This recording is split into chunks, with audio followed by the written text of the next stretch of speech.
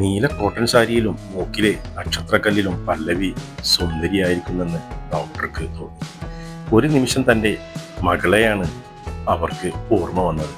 തൻ്റെ മകളും ഇങ്ങനെ മനോഹരമായി ചിരിക്കുമായിരുന്നെന്നും അന്നേരം അവളുടെ മൂക്കുത്തി കൂടുതൽ ശോഭയോടെ തിളങ്ങാറുണ്ടായിരുന്നെന്നും അവർ ഓർത്തു. ഡോക്ടർ എന്തിനാണ് കാണണമെന്ന് പറഞ്ഞത്? പല്ലവിയുടെ ശബ്ദം അവരെ ഓർമ്മകളിൽ നിന്നുണർത്തി. മാഹിയുടെ അവസ്ഥ വളരെ മോശമാണ്. മദ്യപാനം പൂർണ്ണമായും ഒഴിവാക്കാതെ രോഗത്തിൽ നിന്നും രക്ഷയില്ലെന്ന് കഴിഞ്ഞ തവണ എന്നെ കാണാൻ വന്നപ്പോൾ അയാളോട് പറഞ്ഞിരുന്നതാണ്.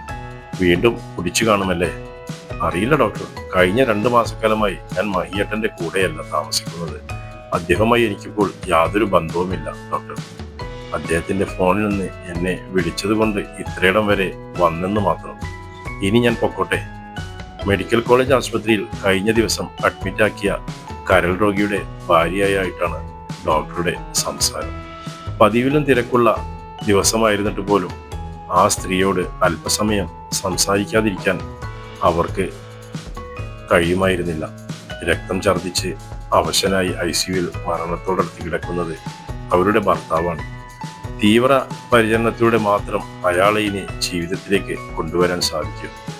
ഞാൻ അന്വേഷിച്ചപ്പോൾ മൈക്ക് മറ്റു ബന്ധങ്ങളൊന്നുമില്ലെന്നാണ് പറഞ്ഞത്.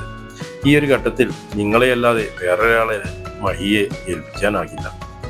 അയാളുടെ അവസ്ഥ നിങ്ങൾ മനസ്സിലാക്കണം. കുറച്ചുനാൾ അയാൾക്കൊപ്പം ഇവിടെ താമസിച്ച് അയാളെ പരിചരിക്കാൻ പറ്റില്ലേ? പല്ലവിക്ക് മരണത്തോടടുത്ത് കിടക്കുന്നയാളെ ജീവിതത്തിലേക്ക് തിരികെ കൊണ്ടുവരാനുള്ള അവസാന ശ്രമമാണിത്. ഓക്കെ ഡോക്ടർ, മഹിയേട്ടന്റെ കൂടെ ഞാൻ നിന്നോളാം. പല്ലവി എഴുന്നേറ്റ് ഡോക്ടറുടെ മുറിയിലേക്ക് പുറത്തേക്ക് നടന്നു.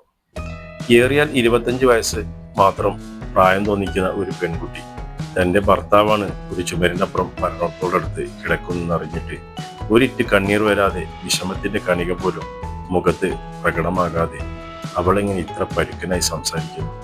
എത്ര ആലോചിച്ചിട്ടും ഡോക്ടർക്ക് മനസ്സിലായില്ല. ദിവസങ്ങൾ കടന്നുപോയി. മഹിയെ മുറിയിലേക്ക് മാറ്റിയിട്ട് 2 ദിവസമായിരിക്കും.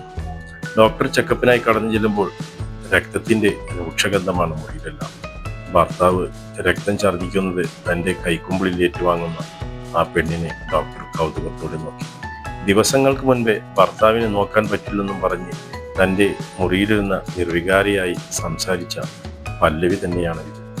ഡോക്ടർ, പെട്ടെന്ന് നോക്കൂ, ഇന്ന് പതിവില്ലാത്ത 2ാം തവണയാണ് രക്തം ഛർദ്ദിക്കുന്നത്. മഹിയേട്ടന് ഇത്തിരി വെള്ളം പോലും കുടിക്കാൻ പറ്റിയില്ല ഇന്ന്.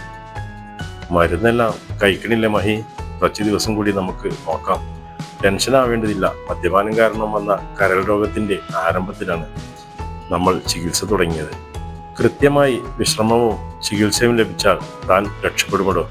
പേടിക്കേണ്ട ഘട്ടത്തിൽ നിന്നെല്ലാം ഇപ്പോൾ ഭേദപ്പെട്ടു കഴിഞ്ഞു. മഹിയെ നോക്കിയ ശേഷം ഡോക്ടറുടെ ഒപ്പം പല്ലവിയും മുറിക്ക് പുറത്തേക്ക് നടന്നു. മഹിയേട്ടൻ രക്ഷപ്പെടുമോ ഡോക്ടർ? തീർച്ചയായും രക്ഷപ്പെടും. തീരെ നിവർത്തിയില്ലെങ്കിൽ ഒരു ഓപ്പറേഷൻ വേണ്ടി വന്നേക്കും. പക്ഷെ അയാൾ മദ്യപിക്കാതെ ചിട്ടയായ ജീവിത രീതിയും മരുന്നും പിന്തുടർന്നാൽ ജീവിതത്തിലേക്ക് മടങ്ങി വരാൻ സാധിക്കും. ശരി ഡോക്ടർ, ഞാൻ മഹിയേട്ടൻ്റെ അടുത്തേക്ക് പോകട്ടെ. മരുന്ന് കൊടുക്കാൻ സമയമായി. തൻ്റെ അടുത്ത് നിന്ന് നടന്നകലുന്ന അവളെ ഡോക്ടർ നോക്കി നിന്നു. ഡോക്ടർക്ക് പല്ലവി ഒരു അത്ഭുതമായിരുന്നു. മദ്യം ലഭിക്കാതെ വരുമ്പോൾ മഹി പ്രകടമാക്കിയിരുന്ന അസ്വസ്ഥതകളെ എത്ര നിസ്സാരമായിട്ടാണ് അവൾ നിയന്ത്രിച്ചിരുന്നത്. പനിച്ചൂടിൽ അവൻ പുളയുമ്പോൾ ഒരു കൊച്ചുകുഞ്ഞിനെ പോലെ അവൾ അവനെ നെഞ്ചോട് ചേർത്ത് പിടിക്കുന്നത് കാണാറുണ്ട്. ഒരറപ്പുമില്ലാതെ മഹിയുടെ രക്തച്ചറതിൽ കോരിയെടുത്ത് കളയുന്ന പല്ലവി കുറച്ചുനാളായി തൻ്റെ പതിവ് കാഴ്ചയാണ്. പിന്നീട് ഒരു 6 മാസക്കാലം മഹി പൂർണ്ണമായും പല്ലവിയുടെ നിയന്ത്രണത്തിലായിരുന്നു. ഒരു കൊച്ചുകുഞ്ഞിനെ പോലെ അവളുടെ കരുതലിൽ അവൻ ജീവിച്ചു. ഡോക്ടർ, മഹിയേട്ടൻ്റെ റിസൾട്ടിൽ എന്തെങ്കിലും കുഴപ്പമുണ്ടോ? നോർമലായോ എല്ലാം? പൂർണ്ണമായിട്ടും രോഗവിമുക്തി ആയിട്ടില്ല പല്ലവി. ചിട്ടയായ ജീവിത രീതിയും മദ്യപിക്കലെന്ന അയാളുടെ ഉറച്ച തീരുമാനവുമാണ് ഇനിയുള്ള മഹിയുടെ ജീവിതത്തെ മുന്നോട്ട് നയിക്കുക. എന്നാലും പഴയതിനേക്കാൾ 10 മടങ്ങ് ആരോഗ്യവാനാണ് മഹി ഇപ്പോൾ. ഒരു ഭാര്യയുടെ കടമ നിർവഹിച്ച് അയാളുടെ ജീവിതത്തിലേക്ക് കൈപിടിച്ചെത്തിച്ചതിൽ പല്ലവി വിജയിച്ചിരിക്കുന്നു. വളരെ സന്തോഷം ഡോക്ടർ. അടുത്ത ചെക്കപ്പിന് മഹിയേട്ടൻ തനിച്ചായിരിക്കും വരുന്നത്. ഞങ്ങൾ നിയമപരമായി വേർപിരിയാണ്. ഇനി നമ്മൾ തമ്മിൽ കാണാൻ സാധ്യതയില്ല ഡോക്ടർ. അടുത്ത മാസം ഞാൻ വിദേശത്തേക്ക് പോവാണ്. തുടർ പഠനവും അതോടൊപ്പം ജോലിയും ശരിയായിട്ടുണ്ട്. 4 വർഷമെങ്കിലും കഴിഞ്ഞ് മടക്കമുണ്ടാകും. തീരെ പ്രതീക്ഷിക്കാത്ത ആ വാർത്ത കേട്ട് ഡോക്ടറുടെ മുഖം മങ്ങി. താൻ പറയുന്നത് എനിക്ക് വിശ്വസിക്കാനാവില്ല പല്ലവി. എത്ര കരുതലോടെയാണ് ഇക്കഴിഞ്ഞ 6 മാസക്കാലം താൻ മഹിയെ പരിചരിച്ചത്. ഉള്ളിന്റെ ഉള്ളിൽ സ്നേഹത്തിന്റെ കണികയില്ലാതെ വേർപിരിയാനുള്ള മനസ്സോടെ ഒരിക്കലും തനിക്ക് അയാളെ ഇത്ര കാര്യമായി പരിചരിക്കാനാവുമെന്ന് എനിക്ക് തോന്നുന്നില്ല. മറ്റെന്തെങ്കിലും ഈഗോ പ്രശ്നങ്ങൾ നിങ്ങൾക്കിടയിലുണ്ടെങ്കിൽ സംസാരിച്ച് അവസാനിപ്പിക്കുക കുട്ടി. ഡോക്ടറുടെ സംസാരം കേട്ട് പല്ലവി പുഞ്ചിരിച്ചു. ഈഗോ പ്രശ്നങ്ങളുടെ പേരിൽ മഹിയേട്ടനെ ഉപേക്ഷിച്ചു പോയ ആളല്ല ഞാൻ. ഡോക്ടർക്ക് ഓർമ്മയുണ്ടോ അദ്ദേഹത്തിന് ഇവിടെ അഡ്മിറ്റ് ചെയ്ത ദിവസം ഡോക്ടർ എന്നെ വിളിപ്പിച്ചത്? അന്ന് ഡോക്ടർ എന്താ പറഞ്ഞത്? ഞാനല്ലാതെ മറ്റു ബന്ധുക്കളൊന്നും അദ്ദേഹത്തിനെ പരിചരിക്കാനില്ലെന്നല്ലേ. മഹിയേട്ടന്റെ അമ്മയും സഹോദരനും ജീവിച്ചിരിപ്പുണ്ട്. അദ്ദേഹത്തിന്റെ മദ്യപാനം കാരണം അവരെല്ലാം ഉപേക്ഷിച്ചു പോയതാണ്. മഹി മദ്യത്തിന് അഡിക്റ്റാണെന്ന് അറിയാതെയാണോ പല്ലവി അയാളെ വിവാഹം ചെയ്തത്? ഞാനൊരു നേഴ്സാണ്. ഞാൻ ജോലി ചെയ്തിരുന്ന ആശുപത്രിയിൽ ദേഹത്ത് സാര്യമായ മുറിവുകളോടുകൂടി മഹിയേട്ടനെ അഡ്മിറ്റ് ചെയ്ത ദിവസമാണ് ആദ്യമായി ഞങ്ങൾ കാണുന്നത്. അഡ്മിറ്റ് ചെയ്ത ദിവസങ്ങളിലായിട്ടും ആരും അദ്ദേഹത്തെ കാണാനോ പരിചരിക്കാനോ വരാതായപ്പോൾ ഞാൻ അദ്ദേഹത്തോട് കൂടുതൽ സംസാരിക്കാനും അടുത്തിടപഴകാനും ആരംഭിച്ചത്. മദ്യാസക്തിയിൽ അമ്മയോട് വഴക്കിട്ട് അമ്മയെ ഉപദ്രവിക്കാൻ ശ്രമിച്ചതും അത് തടയാൻ വന്ന അനുജനുമായി ഉണ്ടായ അടിപിടിയിലാണ് മുറിവുകൾ പറ്റിയതെന്നും അദ്ദേഹം പറഞ്ഞു. ആ സംഭവത്തോടെ വീട്ടുകാർ അദ്ദേഹത്തെ കഴിയൊഴിഞ്ഞു. അവർ മറ്റൊരു വീട്ടിലേക്ക് താമസം മാറി. അക്രമാസക്തനാകുന്ന വിധം മദ്യത്തിനടിമയായ ഒരാളെ എല്ലാം അറിഞ്ഞുകൊണ്ട് ഞാൻ വിവാഹം ചെയ്തതെന്നാണോ പല്ലവി പറഞ്ഞു വരുന്നത്? ഡോക്ടറുടെ മുഖത്ത് അതൃപ്തി പ്രകടമായി. മദ്യപാനം മൂലം തനിക്കെല്ലാം നഷ്ടമായെന്ന് വീട്ടുകാരുൾപ്പെടെ ഒന്നും തന്നെ വീണ്ടെടുക്കാൻ തനിക്ക് സാധിക്കില്ലെന്ന് പറഞ്ഞ് കുറ്റബോധത്തോടെ കരഞ്ഞ മഹിയേട്ടനെ എനിക്കെപ്പോഴോ സ്നേഹം തോന്നിപ്പോയി ഡോക്ടർ. മദ്യപാനം നിർത്തണമെന്നും ആഗ്രഹമുണ്ടെന്നും പക്ഷേ തനിക്കതിന് സാധിക്കാത്തതാണെന്നും അദ്ദേഹം പറഞ്ഞപ്പോൾ അതിൽ ആത്മാർത്ഥതയുണ്ടെന്ന് എനിക്ക് തോന്നി. ഞങ്ങളുടെ വിവാഹം കഴിഞ്ഞാൽ അദ്ദേഹം പതുക്കെ മദ്യപാനത്തിൽ നിന്ന് പിന്തിരിപ്പിക്കാമെന്ന് കരുതിയ എനിക്ക് തെറ്റിപ്പോയി. വീട്ടുകാരുടെ ഇഷ്ടക്കേടൊന്നും വകവയ്ക്കാതെ മഹിയേട്ടനെ ഞാൻ വിവാഹം ചെയ്തു. തെറ്റായിപ്പോയെന്ന് വൈകിയാണ് മനസ്സിലായത്. പിന്നീട് എന്താണ് സംഭവിച്ചത്? ഡി അഡീഷൻ സെന്ററുകളിലൊന്നും മഹിയേട്ടനെ കൊണ്ടുപോയില്ല. താൻ പലതവണ കൊണ്ടുപോയതാണ്. ഓരോ കാരണങ്ങളുണ്ടാക്കി ദേഹത്ത് മുറികളുണ്ടാക്കി ആത്മഹത്യാ ഭീഷണി മുഴക്കിയും അദ്ദേഹം അവിടെ നിന്ന് വീട്ടിലേക്ക് മടങ്ങിപ്പോകേണ്ട അവസ്ഥയുണ്ടാക്കിക്കൊണ്ടിരുന്നു. ഒരിക്കൽ എൻ്റെ സഹപ്രവർത്തകനോടൊപ്പം കാറിൽ വന്നെന്നും പറഞ്ഞ് എന്നെ ആദ്യമായി ഉപദ്രവിച്ചു. പിന്നീടൊരു പതിവാക്കുകയായിരുന്നു. എൻ്റെ ജോലി ഉപേക്ഷിച്ച് വീട്ടിലിരുന്നാലെങ്കിലും മഹിയേട്ടൻ സംശയരോഗം മാറുമെന്ന് കരുതി എനിക്ക് തെറ്റി. ഓരോ കാരണങ്ങൾ പറഞ്ഞ് അയാൾ എന്നെ ഉപദ്രവിക്കാൻ തുടങ്ങി. അടി കിട്ടിയിട്ട് എതിർക്കാൻ സാധിക്കാത്ത വിധം തളർന്നു കിടക്കുന്ന എൻ്റെ ശരീരത്തെയും അയാൾ അനുവാദമില്ലാതെ കീഴ്പ്പെടുത്തുമായിരുന്നു. ഒരിറ്റ് കണ്ണീർ തുളുമ്പാതെ തൻ്റെ ജീവിതത്തെ പറ്റി സംസാരിച്ചു കൊണ്ടിരിക്കുന്ന ആ പെൺകുട്ടിയെ അതിശയത്തോടു കൂടി ഡോക്ടർ നോക്കിയിരുന്നു. വീട്ടുകാരോട് പോലും ഇതൊന്നും പറയാതെ കൊണ്ടു നടന്നു താൻ മനഃപൂർവ്വം പറയാതിരുന്നതാണ് ഡോക്ടർ. വീട്ടുകാരുടെ എതിർപ്പിനെ വകവയ്ക്കാതെ ഞാൻ തിരഞ്ഞെടുത്ത ജീവിതമല്ലേ ഒറ്റയ്ക്ക് അനുഭവിക്കാമെന്ന് ഞാനും തീരുമാനിച്ചു. എന്നെ ഉപദ്രവിക്കാൻ മഹിയേട്ടൻ അതൊരു അവസരമായി എടുത്തു. അങ്ങനൊരു ദിവസം ഞാനൊരു അമ്മയാകാൻ പോവാണെന്ന് എനിക്ക് മനസ്സിലായി. എൻ്റെ ദുരിതത്തിലേക്ക് ഒരു കുഞ്ഞിനെ കൂടി കൊണ്ടുവരാൻ ഒട്ടും തന്നെ ആഗ്രഹമില്ലായിരുന്നു. പക്ഷേ വയറ്റിൽ കുരുത്ത ജീവനെ കളയാൻ എൻ്റെ മനസ്സനുവദിച്ചില്ല. ഒരു കുഞ്ഞു ജനിക്കാൻ പോകുന്ന അറിഞ്ഞിട്ടും തന്നോടുള്ള സമീപനത്തിന് അയാൾക്കൊരു മാറ്റവും വന്നില്ലേ പല്ലവി? ഡോക്ടർ പ്രതീക്ഷയോടെ അവളെ നോക്കി. മദ്യപിക്കാത്ത സമയങ്ങളിൽ വലിയ സ്നേഹം കാണിക്കും. ആശുപത്രിയിൽ ചെക്കപ്പിന് പോകേണ്ടതിനെ പറ്റിയെല്ലാം സംസാരിക്കും. അതൊക്കെ കാണുമ്പോൾ എൻ്റെ ഉള്ളിൽ മഹിയേട്ടനെ പറ്റിയുള്ള പ്രതീക്ഷകൾ നിറയാൻ തുടങ്ങും. ഭൂരിപക്ഷം ഭാര്യമാരുടെയും പ്രശ്നം അതാണ് ഡോക്ടർ. എത്രയൊക്കെ ക്രൂരതകൾ കാണിച്ചാലും ഭർത്താവിൻ്റെ കുറ്റബോധത്തോടെ ഒരു നോട്ടമോ സ്നേഹത്തോടെ 2 വാക്കോ കേട്ടാൽ അയാളോട് ക്ഷമിച്ച് വീണ്ടും തൻ്റെ ഭർത്താവിനൊപ്പം ജീവിതം തുടർന്നു വന്നവരാണ് ഞാനടക്കമുള്ള പല സ്ത്രീകളും.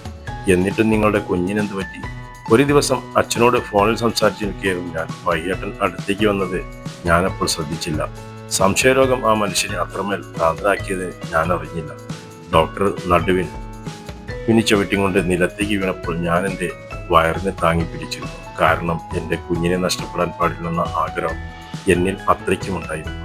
എന്നെ മുന്നോട്ട് ജീവിക്കാൻ പ്രേരിപ്പിച്ചിരുന്നത് തന്നെ ആ കുഞ്ഞായിരുന്നു. പക്ഷേ മഹിയേട്ടൻ എന്നെ അതിനനുവദിച്ചില്ല. മലർത്തി കിടത്തി എൻ്റെ മുഖത്ത് ആഞ്ഞടിച്ചപ്പോഴും അടുത്തത് എൻ്റെ അടിവയറ്റിലേക്ക് അയാളുടെ കാലുകൾ നീങ്ങുമെന്ന് അറിഞ്ഞില്ല. ഞാൻ എതിർക്കും മുൻപേ അയാളുടെ കാലുകൾ എൻ്റെ കുഞ്ഞിനെ കൊന്നു കഴിഞ്ഞിരുന്നു. ഡോക്ടർ തന്റെ കണ്ണുകൾ തുടച്ച് ഒരു രോഗിയുടെയോ അയാളുടെ ബന്ധുക്കളുടെയോ മുന്നിലോ കരയേണ്ടവരല്ല ഡോക്ടർമാർ.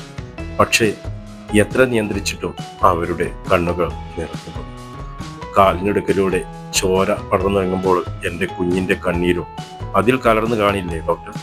3 ദിവസം ആശുപത്രിയിൽ ഞാൻ കിടന്നു. മാതാപിതാക്കളെ കേൾക്കാതെ തന്നിഷ്ടത്തിന് ജീവിതം തിരഞ്ഞെടുത്ത് പോയവളാണെങ്കിലും എൻ്റെ അവസ്ഥ അറിഞ്ഞപ്പോൾ അവർ ഓടി വന്നു. അന്ന് തന്നെ അവരെന്നെ വീട്ടിലേക്ക് കൊണ്ടുപോയി. മഹി പിന്നീട് തന്നെ കാണാൻ വന്നിട്ടില്ലേ? സ്വബോധം വന്നപ്പോൾ ചെയ്തുപോയ തെറ്റുകൾക്ക് മാപ്പ് പറഞ്ഞുകൊണ്ട് എന്നെ കാണാൻ മഹിയിട്ട് വന്നു.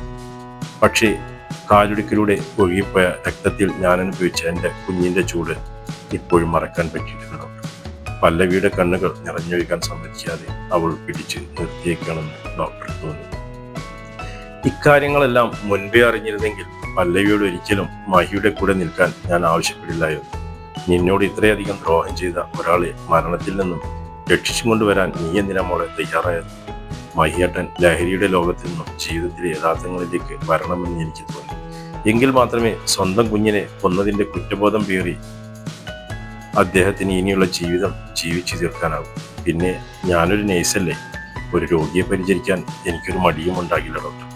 എൻ്റെ ഭർത്താവിട്ടായിട്ടില്ല, മരണത്തോടെടുത്ത രോഗിയായ കണ്ടിട്ടാണ് മഹിയേട്ടനെ ഞാൻ പരിചരിച്ചത്.